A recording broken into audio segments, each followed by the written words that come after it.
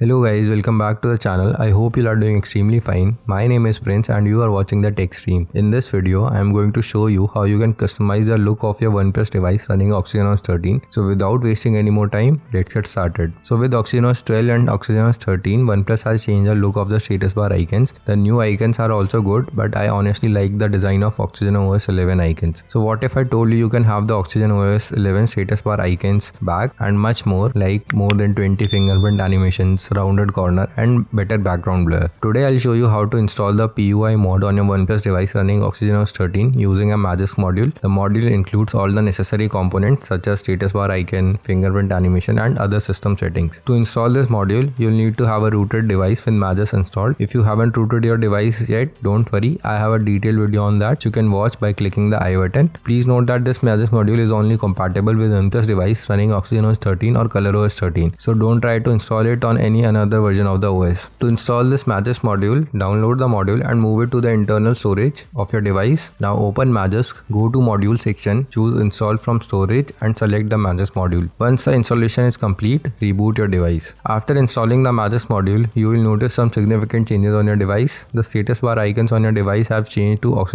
11 status bar icons. The settings panel icons have also been completely redesigned and they look refreshing, to be honest. If you go to the fingerprint animation section, you will notice it has now somewhere around 20 fingerprint animation, including the cyberpunk fingerprint animation. The rounded corner in the recent panel looks more clean and clear, and the app drawer in your launcher has now better background blur compared to the previous version. All in all, this module gives you multiple small fixes and changes that you need on your device. If you want to remove this Magisk module, simply go to Magisk, click on remove and reboot your device. All the components of the module will be removed for your device. If you like this video, don't forget to give it a thumbs up and leave a comment if you have any questions. And don't forget to subscribe for more tech videos from TechStream. Thank you for watching.